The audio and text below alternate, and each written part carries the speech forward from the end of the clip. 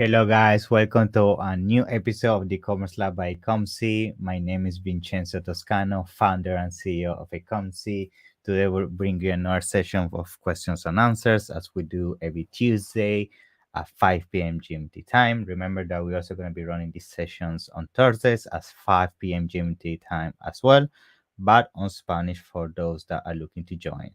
And by the way, we also exploring the possibility to do it in Italian. So I'm organizing something also for the Italian community that's been reaching out. So I'm gonna keep you updated on that as well. So great. So before we get started with today's session, I just want to make sure I give you an update of everything that's going on when it comes to the e-commerce world, things that I have done, things that I have seen, and then for sure we're gonna get started with today's topic, which is basically questions and answers. So I think the first thing that I want to start bringing to the table was this weekend event. So this weekend that was branded by women and several sessions here in London. It was an amazing event. People flew from all over the world, people from the States, people from Europe. I mean, you name it, all the countries pretty much were present in there. So it was full of Amazon sellers, typical influencers that you see in the space, service providers. So it was an amazing event. And the reason why I like to bring that to the table is because I think it's super important, guys, that you do networking when it comes to the Amazon and e-commerce space in general. I mean, we learned a ton of content during the event. There was amazing topics. One of the main things for sure during the event was covering important things such as, for example, PPC, how to deal with influencer marketing, how to bring external traffic, some of the hacks. For example, Kevin King was there talking about some of the hacks, which was also great.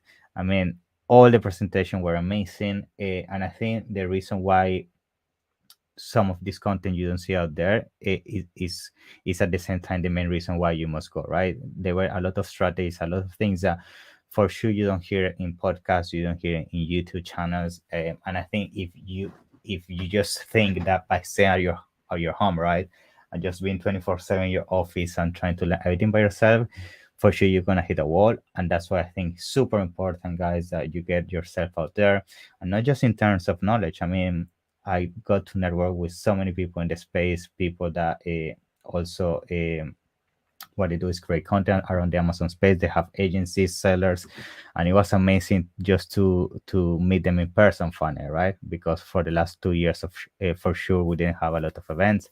So now having all these people under the same roof was amazing. So yeah, guys, don't get everything for granted. So basically, you don't know what you don't know. Steve Simonson always mentioned that. It's a quote that I love, and that basically means you need to keep learning and just don't think that you know everything. Get yourself out there and try to hit as many events as possible. Of course, keep a balance. You don't also want to be 24/7 in the road going to every single event, but at the same time, it's super important, guys, that you check that out. Yeah, so I wanted to mention that. I also wanted to mention that yesterday I dropped an episode with Elizabeth Green from ZONGURU. We were talking about some of the strategies that she uses for optimization and scaling Amazon PPC. So check it out. She drops tons of value when it comes to PPC handling. So I think it's super important for those struggling right now with PPC that you check it out. Okay. So great. I think we can now start bringing to the table some today's questions that we've been gathered for the last couple of weeks. And for sure, anybody that's live right now that also want to drop a question, feel free to do it. I'm gonna make sure to cover it as long as the times allows. So let me start bringing some of the questions to the screen, and we're gonna get started with today's session of questions and answers. Um, so great. So I think the first question of the day is: do you have a naming strategy for your advertising campaigns?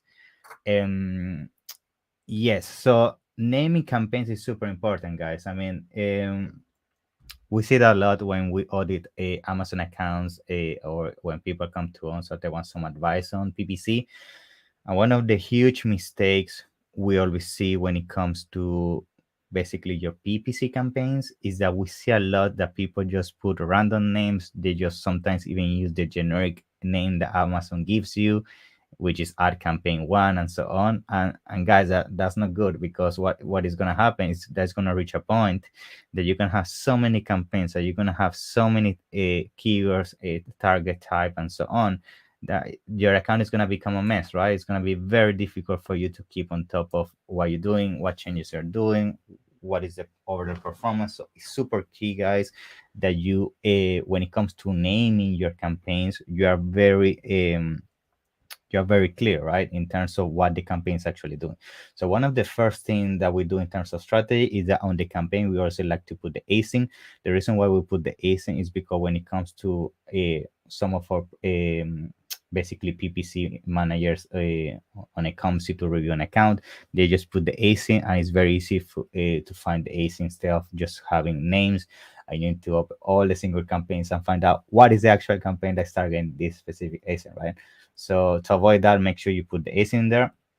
Then when it comes to the naming, I have seen everything. So there isn't the perfect thing when it comes to naming. I think rather than thinking about what is the perfect way to name a campaign, more importantly, is to make sure you cover the most important things when it comes to defining a campaign. So what do I mean by that? So you want to have your async. You also want to mention on the naming the type of targeting you're doing. Is it keyword? Is it product? You also then want to mention what type of targeting is within that a keyword targeting. So it can be exact, phrase, broad.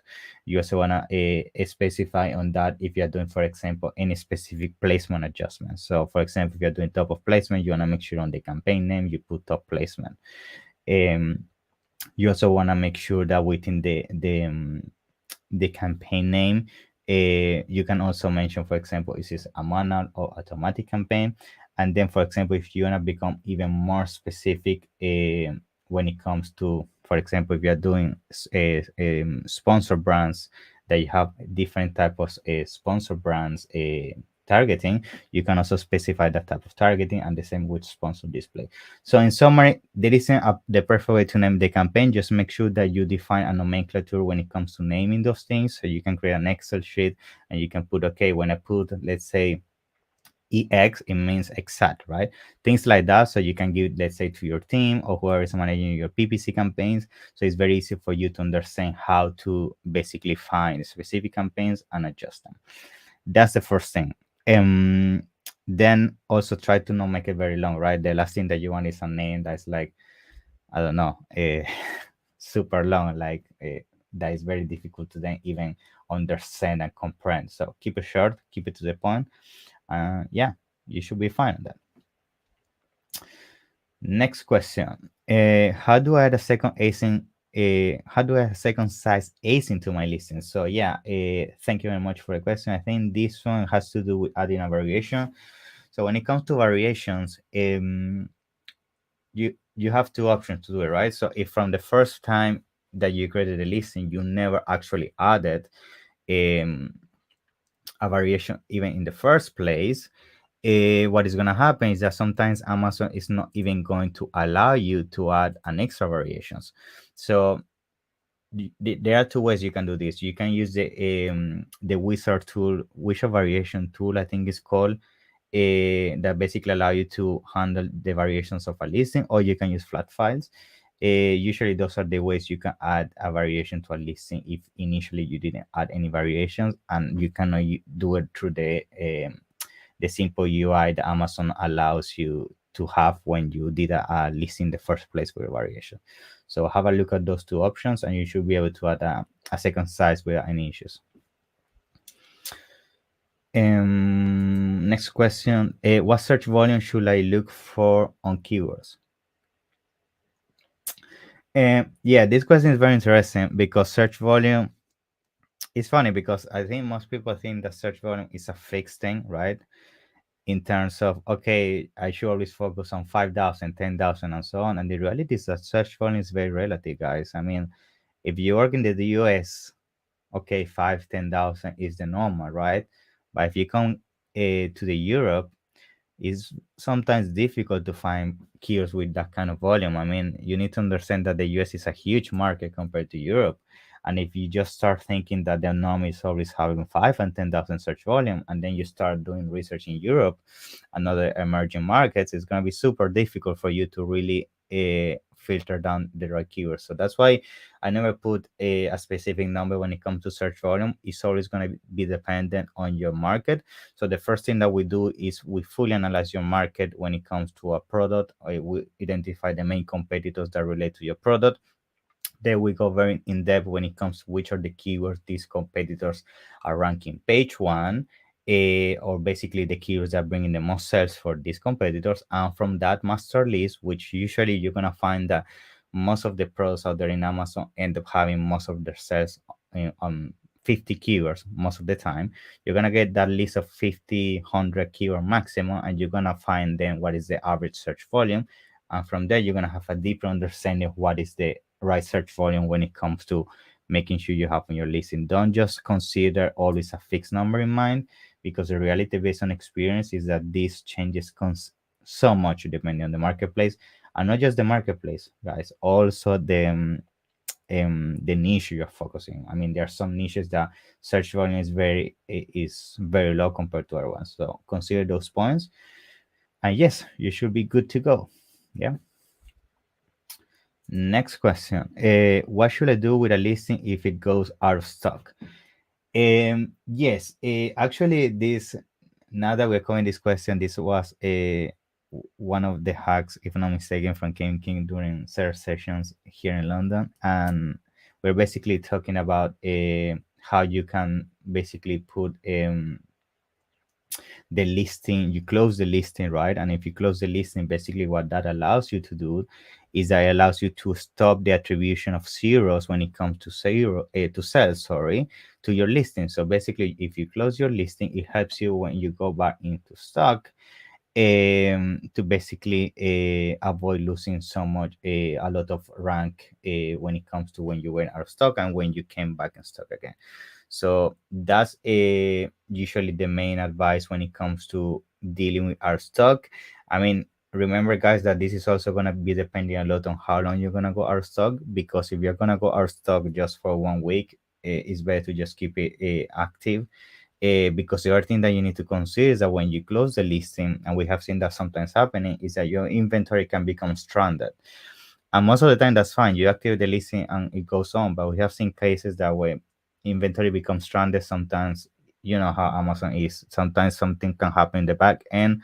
It can become difficult to then attribute that inventory back to the listing. So consider those things whenever you are dealing with uh, taking a decision around being out of stock or not, because it depends a long time frame. I think if I need to give you a time frame, if you're gonna go out of stock more than 3-4 weeks, then do the close listing. Shorter than that, we haven't seen really any huge benefit to closing or not.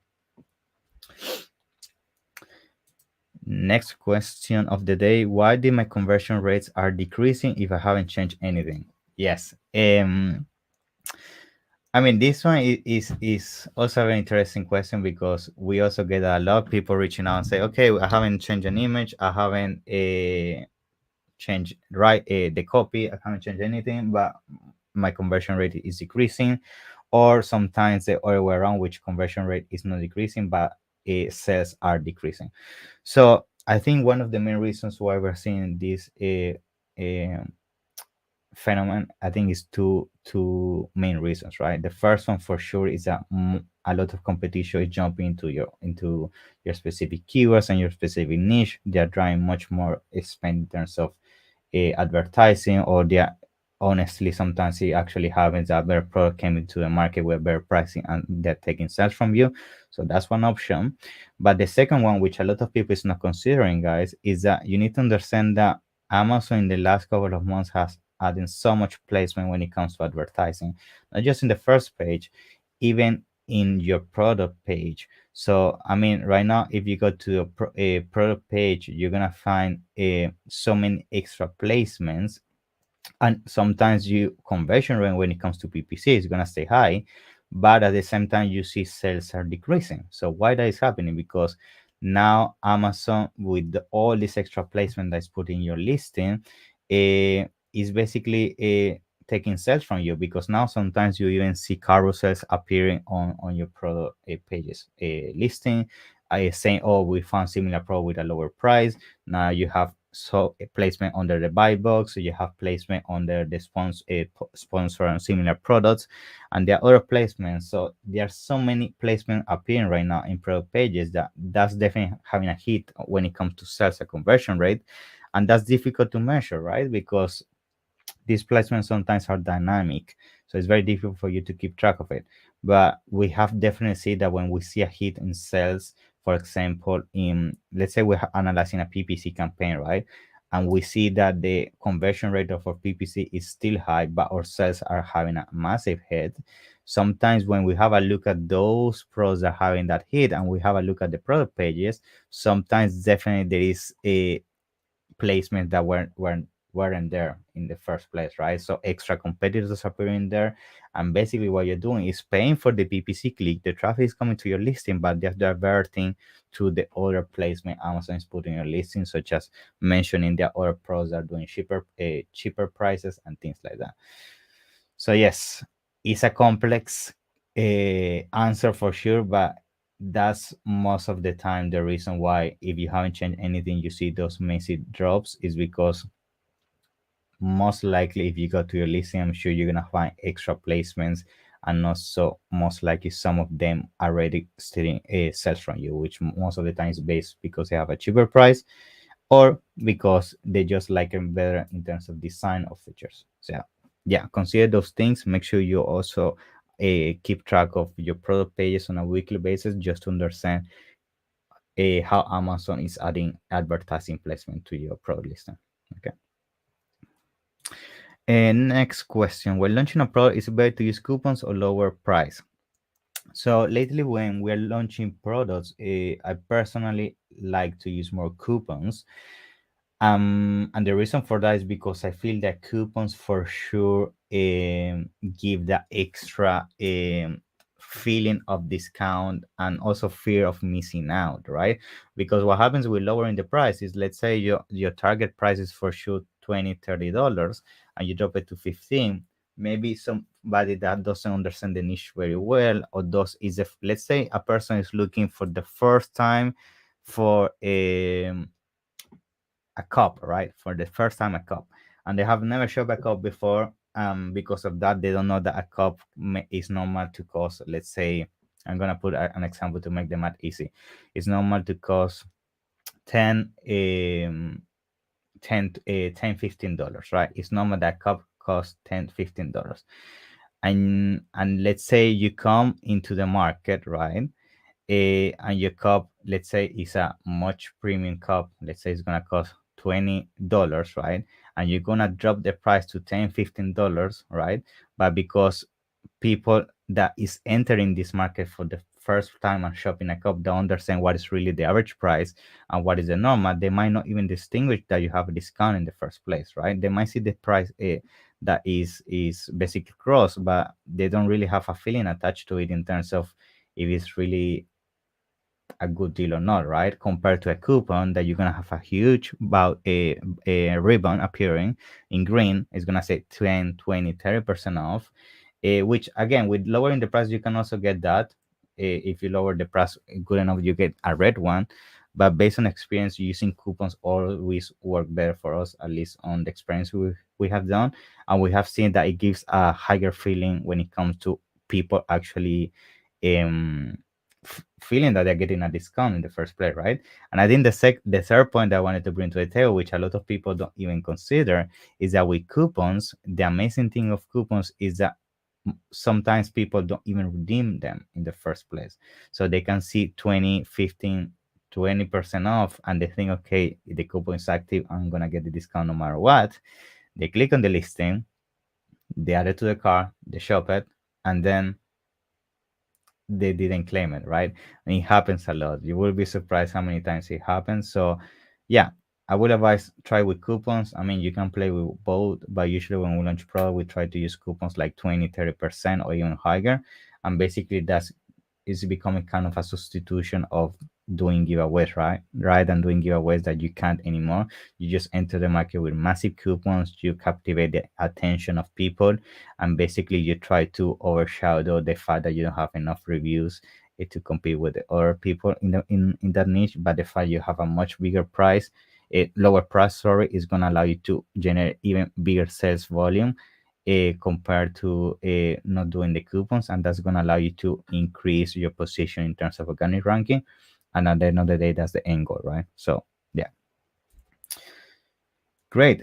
Next question: how to fight Chinese copycat sellers? So yes, this usually the advice I give to people when it comes to dealing with this is try to copyright everything, guys. You can copyright your images, you can copyright your listing, your writing. That's actually a topic we were discussing branded by women. And actually, this presentation was done by 𝐂𝐻𝐿 that she's actually one of the co-founder of Fortunate. And she also has a company that helps with everything that has to do with these legal issues. Um, and she was actually mentioning how we have the misconception that um, basically if somebody gets a bullet point and basically paraphrase it but still keep the same keywords, you get in trouble. But she was actually mentioned that by just taking copying 3 to 5 keywords from another a bullet point and using your listing, that's good enough reason to file a copyright a claim against Amazon. They can show your listing down. So if you have sellers that are doing this to you, copying your bullet points or your description, even your images, which you can copyright your images, you make sure you have all those documents in hand. And as soon as you identify a competitor doing that, Amazon is very strict and they're going to take it down. So make sure you copyright, you protect your content, and you should be good to go in terms of taking these competitors that are basically just copying everything that you're doing in terms of design, copy, and so on. Next question. Okay. I sent 1,000 units, but they just received 890. What should I do? So this issue is I mean, it's not very it's not often to see. It's not common to see when it comes to sending units to Amazon, but sometimes happen that they don't receive the whole thing. And sometimes it can be the freight forward fault that they lost some package and never reach Amazon, or it can be Amazon that they just lost it in the warehouse. So that's why it's very important that you keep track of, if you can, from your freight forward, all the tracking of your packaging. Make sure if you can get some insurance on that perspective, in case the freight forward loses the package, you can get your money back. But more importantly, make sure you get a tracking numbers from your freight forward that allows you to keep full track of all the units. So in case something happening, you have the proof to Amazon that all the units reach Amazon without any issue. Because I know some people to save on shipping, they go with the cheapest option, and that sometimes they don't have even a tracking number, and that's not good, guys, because if something happens, it's going to be even more difficult to appeal it.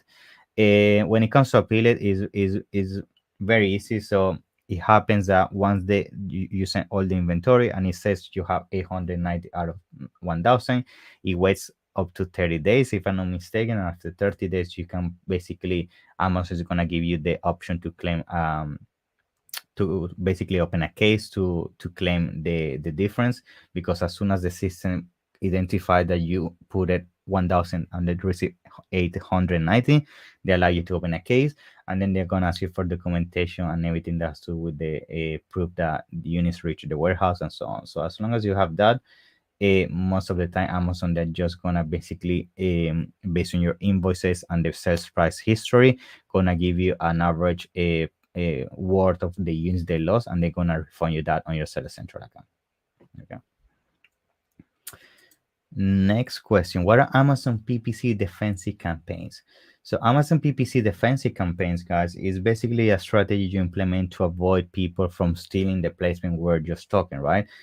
Basically you want to avoid people to taking the spots on your listing when it comes to all those banners Amazon is adding within your product pages detail, and you want to give them to your brand and to your own products. Now the thing is, this usually just works if you already have a catalog of products, because realistically if you have just one product, you can really do a defensive campaign, right? So this worked very well. For example, we work with brands that they do supplements and they sell multiple supplements. And for example, we have a brand that sells supplements when it comes to diet related supplements, but at the same time they send a diet for supplement for different diets. You have the keto diet, you have other type of diets. So basically what they do in terms of defending mechanisms is they try to advertise a, let's say, diet X product on their diet Y product, and they try to cross-sell their own diet related products and also different supplements, and they try to keep the customer within the same loop, right? And basically what they're trying to create is what we call a halo effect branding. That's basically you keep the transitioning on how people move around Amazon within your same ecosystem. So you can do this if you have a good a big catalog. When I say big, is at least 10 products, 5, 10 products, because anything lower than that is difficult to really cover a lot of placements in your page to make a difference. But yes, it's a huge strategy, and big brands are doing that to avoid other competitors to basically affect your performance, just as I mentioned before, because sometimes you could be bringing massive traffic to your listing, but if you leave this open, if you leave this door open to competition, they're gonna come in your listing and they're gonna basically take advantage of traffic and get search from you. Great. I think this is the final question of the day, and the question says, how to find the best keywords for my product? And when it comes to finding keywords for my product, I usually advise two tools. You can use Helium 10 and ZONGURU. I use both of them. They're great tools. Just make sure when using this software you use the right filter. So for example, in the Helium 10 tool, what I do is I always like to research the keyword where they're ranking on page 1, which means they're getting most of the sales. I try to find this data across multiple products, so it's validated, and then I order them based on relevancy and search volume. You can do the same with ZONGURU. Try to make a list that is very concise when it comes to relevance and search volume. Try to always keep the list not very big. What I mean by that is sometimes I see massive lists when it comes to keywords that are 1000 keyword plus, and for sure you're not going to be able to cover that on a single listing. So try to keep it to the main keywords and the main phrases, at least at the beginning, to cover and design your main product listing. And then if you have extra space, you want to broaden that list, right? But try not to go very broad at the beginning. You want to make sure your listing is super relevant, because at the end of the day, that's what's going to make your PPC work super well. I mean, if you have a listing super well optimized, you make the PPC job much easier, because the algorithm is going to easily identify what your product relates to. It's going to allow you to run your automatic related campaigns even easier, and it's going to allow you to find new keywords and terms faster. So yes, keywords super important. Check those tools in the description. I'm going to leave a discount link. And yes, use the high level strategy I just mentioned. Of course, it goes a bit more technical, but I have a couple of videos in my YouTube channel where I explain how to do that process. Okay. Great, guys. So that was everything for today. Thank you very much for everybody that's joining. Remember that we're doing these sessions every week. So if you want to cover a specific question that we didn't cover today, please make sure to send our email business@ecomcy.com. My team is going to make sure to put them on a report for me so I can review them during the session. You can also reach out to social media. And remember that we also give our first consultation for free. So if you want to book a 30-minute slot with one of my team members of myself, there is no commitment at all. We're gonna make sure we explore your situation and see if we can add value to your project when it comes to scaling your brand on Amazon. Finally, remember that all these episodes and sessions are gonna be also uploaded on all the podcast platforms, so Shopee, Spotify, Apple Podcasts, and Google Podcasts, even Samsung Podcasts, I think. And then YouTube for sure, and then Twitter, Instagram, Facebook, even Twitch. We are reposting all this content. So have a look. Yes, if you enjoy the content, please make sure you like, share, and subscribe. It helps us a lot to keep reaching people like you. Have an amazing week, and definitely see you in the next one, guys. Take care. Bye bye.